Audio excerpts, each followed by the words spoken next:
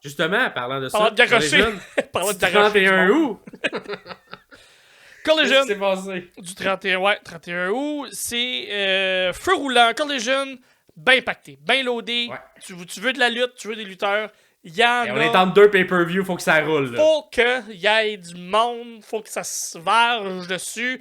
On a un trio, match en trio, donc la Ring of Honor Pure Champion, Lee Moriarty avec Shane Taylor Promotion, avec donc Shane Taylor et Anthony Ogogo. Qui était avec aussi Beast Mortos et Johnny TV. Non, contre Beast Mortos et Johnny TV. Non, attends, c'est une gang. Ok, c'est ça. Ça dit Trios Battle, là, mais c'est juste plein de monde.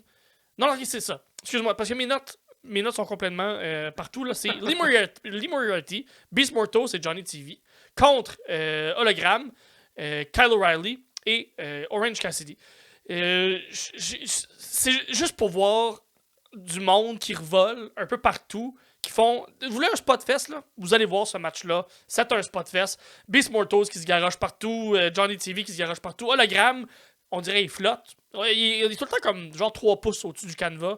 Il est comme juste tout le temps un peu dans les airs. On dirait qu'il la gravité. Ah, mais c'est ça. Je pense que c'est l'ancien personnage, Gravité, qui faisait gimmick un peu poche, là. Mais là, ben, c'est Hologram qui a repris ça. Mais lui, ça marche pour de vrai. Il flotte complètement. Ouais. Fait que ça vaut la peine. Sinon, le Bang Bang Gang, Juice Robinson et les Guns contre les Premier Athletes, Tony Nese, Josh Wood et Arya Davari. Un peu plus technique, celui-là, avec des lutteurs des lutteurs plus techniques. Tony Nese et Josh Wood, ils sont d'excellents lutteurs. Du côté du Bang Bang Gang, tout le temps un peu niaiseux avec le Juice Robinson et Maxime qui commence à aimer. Tranquillement pas vite. Mais je te le dis, Juice, il y a de quoi? Il y a une aura qui fait que ça déteint sur les guns. Puis là, les guns, je suis comme pas vite. Les aime. Je pense que je commence à les aimer. Austin, particulièrement, je trouve il s'améliore beaucoup, Austin. Enfin! Je sais pas si tu te souviens, mais il y a peut-être 6 mois de ça, j'avais callé Austin qui allait avoir une run en simple et peut-être être un champion.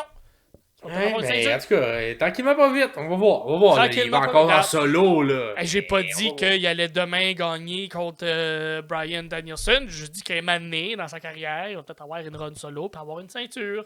La ceinture continentale, c'est une ceinture aussi, là. On va voir. Ça vaut absolument rien. Fait que, Juice Robinson qui... Une vedette, une star qui a complètement changé de personnage depuis qu'il est arrivé. Et il a trouvé quelque chose qui fonctionne pour lui. J'aime bien ça.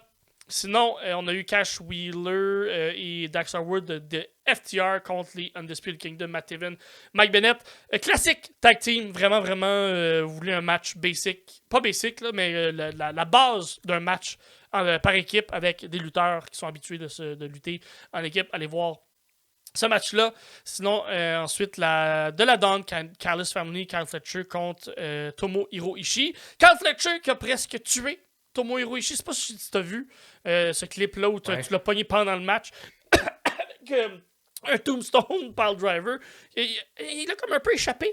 En même temps, il s'est battu il se bat contre un bloc de béton. C'est ça. C'est ça. Il est tough. Je sais même pas comment il faisait pour faire le tour de son corps. Tellement large. Il est genre large de même. Puis une chance que c'est du béton, il doit avoir le cou en béton aussi parce que il s'est relevé de là comme si rien n'était. Puis, il fait des no-sell tout le temps. Fait que, c'est ça. Il y a no-sell la mort. Il y a no-sell la mort.